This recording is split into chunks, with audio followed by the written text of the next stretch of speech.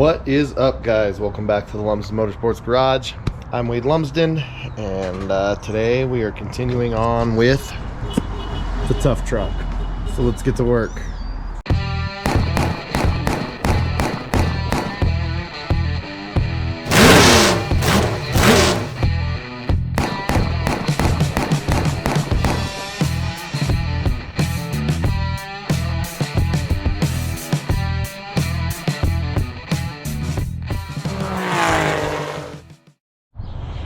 Okay, so the big thing was I ran out of wire a little bit ago, and today finally got some more wire.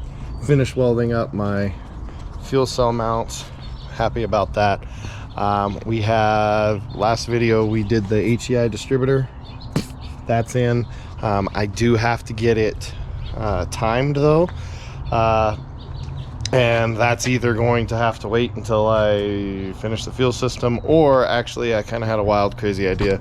That thing, gas tank, still has gas in it, and it's got a fuel hookup, so I might slide it underneath the truck here somewhere and hook the fuel line back up to it, just so that we can run the truck long enough to time this. I want this thing timed and sitting pretty before we throw the Holley sniper on, because I want to make sure that if anything's going wrong with it, that we know it's the sniper and not like timing or anything else stupid, and it'll get an opportunity to dial itself in. So I've been doing some painting back here. There's a little bit more paint around here than there used to be. I think I'm gonna continue on with that for a couple minutes here. Probably move these remote reservoirs for the shocks, just so I can get these portions painted real fast and then get them shoved back on there. But almost to a point where the fuel cell can actually be mounted and start going through that plumbing process. So lots to do. Alrighty. Got the truck timed, question mark, I think. Wasn't 100% sure what I was doing. I'm unplugging everything here. What I was doing for timing. So I went ahead and revved it up to about and close to like the 2600, 2700 area, and put it at 30. I think I put it at 33 degrees is where I ended up locking it down, with the vacuum, vacuum advance not hooked up or anything like that. So should be in theory at 33 or 34 degrees, full advance. That is if I didn't mess that up. Truck seems to start and run pretty good though.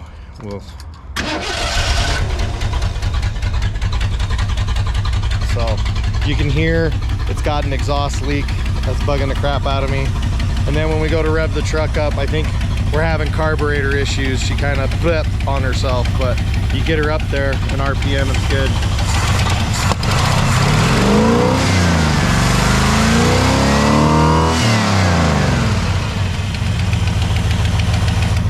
So I think we're okay. I mean, she runs, she starts.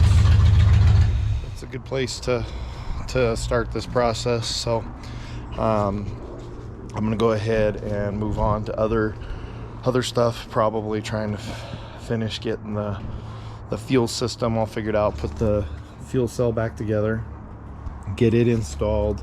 I did end up just sliding this thing under here and pulling the fuel line down and hooking it up to the tank. So I got to get that all unhooked and out of the way. Yeah, we're getting there, things are going slower than I wish they were, but when you only got so much time to do stuff, you just do what you can. So I think tonight that will be one of my main goals, is getting the fuel cell ready to be put back in. That means putting back together all of my wondrous fittings and all that stuff that go with it. I did get a new gasket here to replace that one, but it's cork. I don't know if I wanted a cork gasket, but it's what I got, so that's what I'm gonna use. Oh well. And we'll keep rocking and rolling from there. All right, getting my fuel cell put back together, getting my fittings put back in. This one's my return. This is going to be the pickup. It's going to connect to that new hose that I just put on there. And this is a rollover valve. Don't know if I went over that before, but it's literally just a ball valve. So if you ever go upside down, it seals off the breather, because this line is my breather line. So that's what I got going now. I'm gonna put that piece back on the inside, put that there, drop this on top, and get it sealed up. Check it out. Fuel cell is now in. So that's one great step. All these fittings are just kind of sitting on here for right now. But I was thinking for my plumbing, that I'm going to come down the driver's side fuel rail, well, that's where the fuel was run before, but I think I'm going to continue to do that, mostly because my exhaust comes together and comes out over there. So just keeping my fuel as far away from my exhaust as I can, plus that's where the fuel was run before. So it's obviously getting dark. And I have a video to edit for you guys. It's supposed to post tomorrow, so I'm gonna call it quits for tonight. I'm just happy that I got that portion done, and we'll hit it again. I don't know if tomorrow or the next day. We'll see how things go, but I'm just glad that starting to make headway. Once the fuel system's done, then we're gonna move to the Holley sniper kit. So okay, ladies and gents, have started digging into all of my Holley sniper kit here. Came with fuel pump. I got the kit that came with the fuel pump, the 2 fuel filters, all that happy stuffs. 20 feet of hose. Of course, the hose is 3/8 hose, so nothing majorly huge or anything like that. And I've gotten started on that stuff. Take a look here. What was coming out of this pickup was a dash 10. My return line was a dash 8, coming out of the fuel cell and stuff, so I had to neck that down and got myself some barb fittings to go down to the 3/8. It being like right on the fuel cell, that should be okay. But started running some line. It just so happened I had some 3/8 line from when we were plugging up all the holes in the fuel line when I first got the truck. Got it run, and then way down in here, I might have to show you guys this in the daylight, but you might be able to see it. It's going to curl around, and then it's going to hit our first fuel filter. It's a nice big one. I made sure that the flow arrow was pointing that way, and then that connects right to the pump that it came with. Again, flow arrow right there pointed that way, and then same thing with the next fuel filter. So the information that I found suggests that you actually do it like this: boom, boom, boom, one right after the other. I don't know, it's kind of felt it was a little odd. I might still change that. I'm not sure yet, but I might put the smaller fuel filter right before the carburetor rather than having them all back here.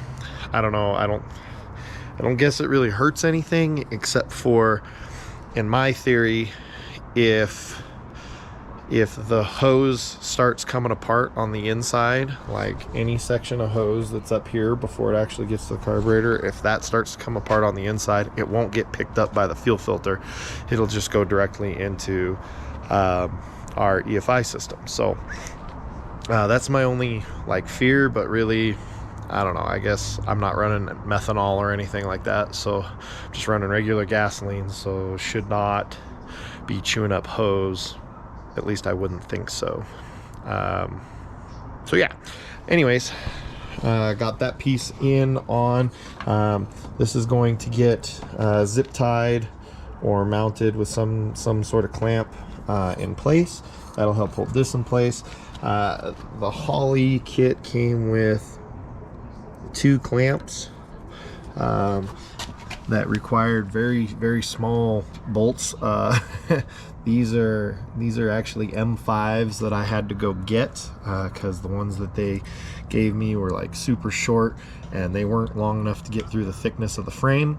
Of course, I do believe that those were supposed, you know, those were self-tappers, and you're just supposed to tap them into the frame, and I wasn't doing that. I got some bolts, some lock nuts, and some washers.